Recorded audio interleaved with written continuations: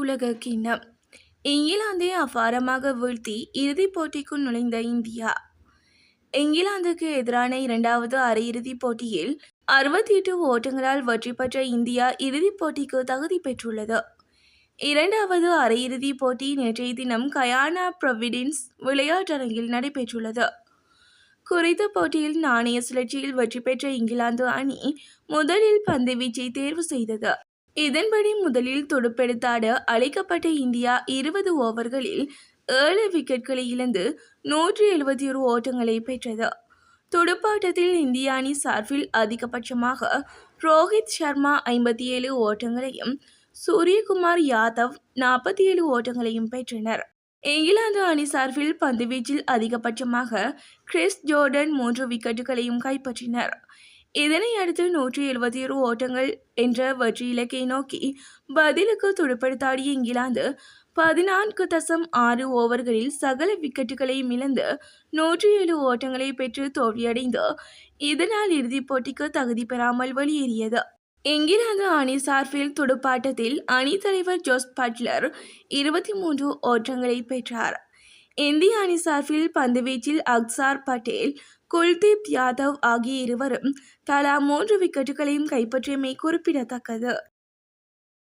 ஜெய்சங்கரிடமிருந்து ஸ்டாலினுக்கு பறந்த பதில் கடிதம். இந்திய முதலமைச்சர் மு.க. ஸ்டாலின் கடற்தொழிலாளர்கள் கைது செய்யப்படுவது தொடர்பில் மத்திய வெளியுறவுத்துறை மந்திரி ஜெய்சங்கருக்கு எழுதிய கடிதத்திற்கு இன்று அவர் பதில் கடிதம் எழுதியுள்ளார். குறித்த கடிதத்தில் கடற்தொழிலாளர்கள் பிரச்சினை தொடர்பாக நீங்கள் ஜூன் 19, 24 மற்றும் 25ஆம் திகதிகளில் எழுதிய கடிதங்கள் கிடைத்தது. ஜூன் 26ஆம் திகதியின் விவரங்களின்படி 34 இந்திய கடற்தொழிலாளர்கள் இலங்கையில் நீதிமன்ற காவலில் வைக்கப்பட்டுள்ளனர். 6 பேர் சிறை தண்டனை அனுபவித்து வருகின்றனர். கொழும்பில் உள்ள இந்திய தூதரகம், யாழ்ப்பாணத்தில் உள்ள துணை தூதரக அதிகாரிகள் துரிதமாக செயற்பட்டு கைது செய்யப்பட்டவர்களை முன்கூட்டியே விடுவிக்க உரிய நடவடிக்கை எடுத்து வருகின்றனர். கடற்தொழிலாளர் பிரச்சினை 1974ஆம் ஆண்டு ஆரம்பித்து என்பதை நீங்கள் அறிவீர்கள். 2014ஆம் ஆண்டு பாஜக ஆட்சிக்கு வந்த பிறகு கடல் தொழில் சமூகத்தின் வாழ்வாதாரத்தை மேம்படுத்த கடந்த 10 ஆண்டுகளாக நடவடிக்கை எடுத்து வருகிறோம். கைது செய்யப்பட்ட கடல் தொழிலாளர்களை விடுவிக்க இலங்கை அரசுடன் பேச்சுவார்த்தை நடத்தி வருகிறோம். கடற்தொழிலாளர்களின் நலன் காக்க மத்திய அரசு முன்னுரிமை அளித்து வருகிறது. இந்திய கடற்தொழிலாளர்களின் நலன் மற்றும் பாதுகாப்புக்கு நாங்கள் அதிக முக்கியத்துவம் கொடுக்கிறோம் என்று நீங்கள் உறுதியாக நம்பலாம் என்று இந்த கடிதத்தில் தெரிவித்துள்ளார். இந்தியாவில் சிறுபான்மையினர் மீது தாக்குதல் அதிகரிப்பு. இந்தியாவில் சிறுபான்மையினருக்கு எதிரான தாக்குதல் அதிகரித்து வருவதாக அமெரிக்க வெளியுறவு அமைச்சர் ஆண்டனி பிளிங்கன் தெரிவித்துள்ளார். 2023ஆம் ஆண்டுக்கான சர்வதேச மத சுதந்திரம் குறித்து அமெரிக்க வெளியுறவுத்துறை அமைச்சகம் அறிக்கை வெளியிட்டுள்ளது. குறித்த அறிக்கையில் இந்தியாவில் 10 மாநிலங்கள் மத மாற்றங்களை கட்டுப்படுத்துவதற்கான தடை சட்டம் நடைமுறைப்படுத்தப்பட்டுள்ளது. சில மாநிலங்கள் கட்டாய மத மாற்றங்களுக்கு எதிராக அபராதம் விதிக்கப்படுகிறது. பொது சிவில் சட்டம் மத சமூகங்களுக்கு தனித்தனி சட்டங்கள் அமைப்பதற்கு பதிலாக நாடு முழுவதும் ஒரே மாதிரியான சிவில் சட்டத்தை நடைமுறைப்படுத்த வேண்டுமென பிரதமர் நரேந்திர மோடி வலியுறுத்தி வருகிறார்.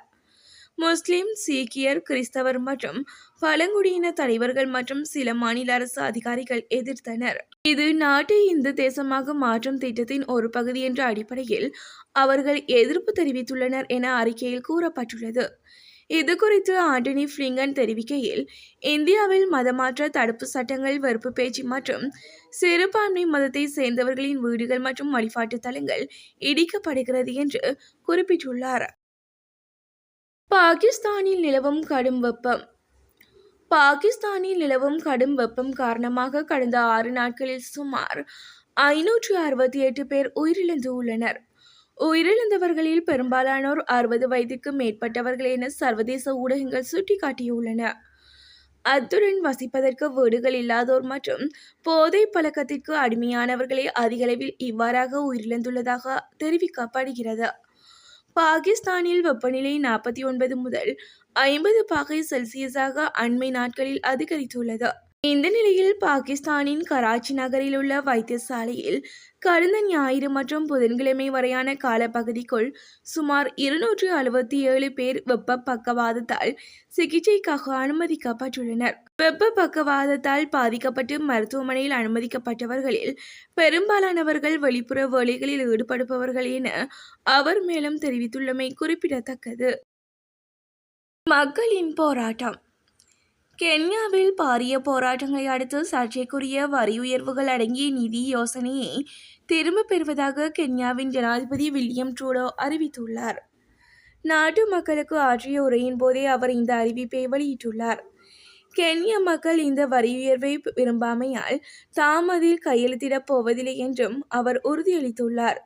மனித உரிமைகள் அமைப்பின் தகவலின்படி கென்யாவில் கடந்த செவ்வாய்க்கிழமை நடந்த போராட்டங்களில் குறைந்தது 22 பேர் கொல்லப்பட்டனர்.